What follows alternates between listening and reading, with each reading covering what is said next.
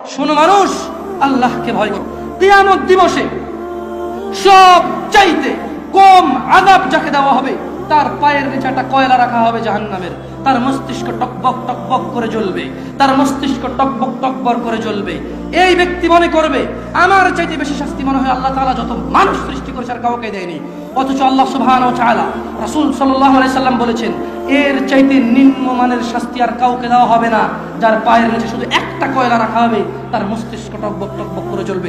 আল্লাহ সুবহানাহু ওয়া তাআলা বলেন, ইউবাসসিরুনহুম, ও মুহাম্মদ সাল্লাল্লাহু আলাইহি সাল্লাম, আপনি দেখবেন অপরাধীরা যারা ঘুষ নিয়ে ব্যস্ত, সুদ নিয়ে ব্যস্ত, জিনা নিয়ে ব্যস্ত, মদ নিয়ে ব্যস্ত, জুয়া নিয়ে ব্যস্ত, মিথ্যা নিয়ে ব্যস্ত, আযানকে পরোয়া করে না, সালাতকে পরোয়া করে না, বেনামাজি হওয়াকে কুফরি মনে করে না। ইউবাসসিরুনহুম, আপনি দেখবেন ইয়াওয়াদুল মুজরিম, এই অপরাধীগুলো লাউ ইফতাদি মিন আযাবি ইয়াউমিযিন বিবানি, তারা আল্লাহকে বলবে, ইয়া আল্লাহ, ইয়া আল্লাহ, এই ছেলেকে নিয়ে নেন, ইয়া আল্লাহ, এই ছেলেকে জাহান্নামে দিয়ে দেন, আমার মুক্তিপণ হিসেবে আমি ছেলেকে দিয়ে দিলাম, আমাকে আজকে আপনি জাহান্নামের আগুন থেকে বাঁচিয়ে দেন। ওয়া সাহিবাতিহি ওয়া আখি, অপরাধী অপরাধ করে মৃত্যুবরণ করিও না মুসলিম। এজন্য আমি বক্তব্যের শুরুতে বলেছিলাম, ওয়ালা তামুতুন্না ইল্লা ওয়া আনতুম মুসলিমুন, মুসলমান হওয়া ছাড়া মরিও না। খবরদার, মুসলমান হওয়া ছাড়া মরিও না। মুসলমান হওয়া ছাড়া মরলে বড় বিপদ আছে। মুসলমান হওয়া ছাড়া মরলে বড় বিপদ আছে।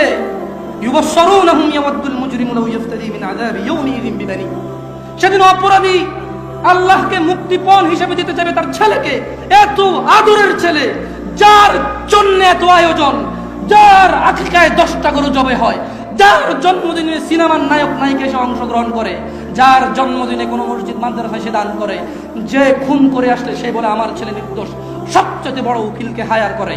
এত আদরের ছেলে, যেই ছেলে 7 খুন করলে মাপ, যেই ছেলের জরিমানা দিতে দিতে বাপ কখনো অসন্তুষ্ট হয় না, এই এত আদরের সন্তানকে পরিস্থিতি কি হতে পারে একটু ভাবো মুসলিম। মা নিজের মেয়েকে এভাবে ব্যবহার ছেড়ে দেবেন না।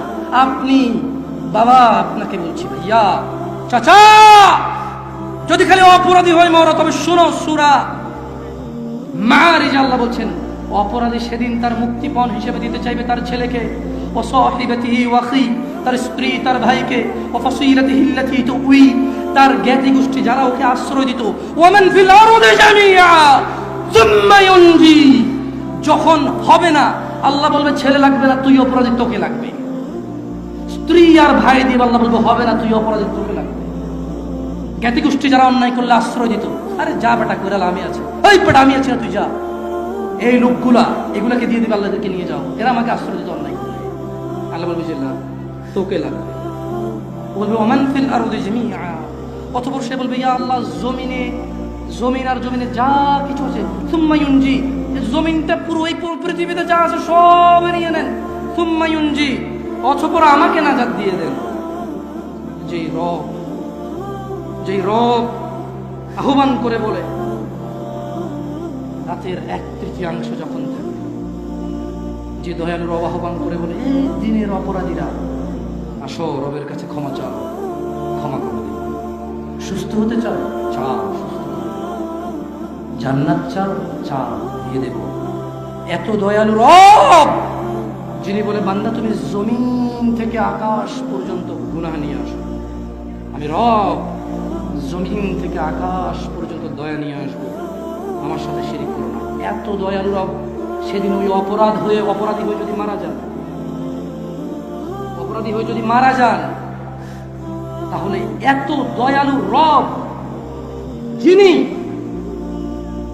মানুষের হৃদয়ে ধুলা কণা এর চাইতে কিছু একটা ছোট্ট, বোঝা যায় না, বলা যায় না, ভাষা নাই, কিন্তু কিছু একটা ছোট, বাস এর ছোট আর কিছু নাই, এটা বলা যায় না নাম, হৃদয় ঈমান থাকলে জান্নাতে দিবে। এত দয়ালু, সুবহান আল্লাহ, যিনি এত দয়ালু রব। এই এত দয়ালু রব কি বলবে জানেন? কাল্লা, না। অপরাধীকে যখন অপরাধী তার ছেলে, সন্তান, স্ত্রী, অপরাধী যখন তার ছেলে, সন্তান, স্ত্রী, ভাই, দুনিয়ার যা আছে সব দিবে, আল্লাহ বলবে কাল্লা, না, ইন্নাহা লাযা, এটা লেলিহান আগুন, নাজ্জাআতাল লিশ-শাওয়া, যা মানুষের মাথার চামড়া খসে দেবে, তাদউ মান আদবারা ওয়া তাওয়াল্লা, জাহান্নাম অহংকারীকে ডাকবে, সত্য থেকে বিমুখ যে থাকে তাকে ডাকবে। তাদউ মান আদবারা ওয়া তাওয়াল্লা, মা এবং বোন, তোমরা তোমরা আল্লাহকে ভয় করো। যুবক, জানা থেকে বেঁচে থাকো। যুবক,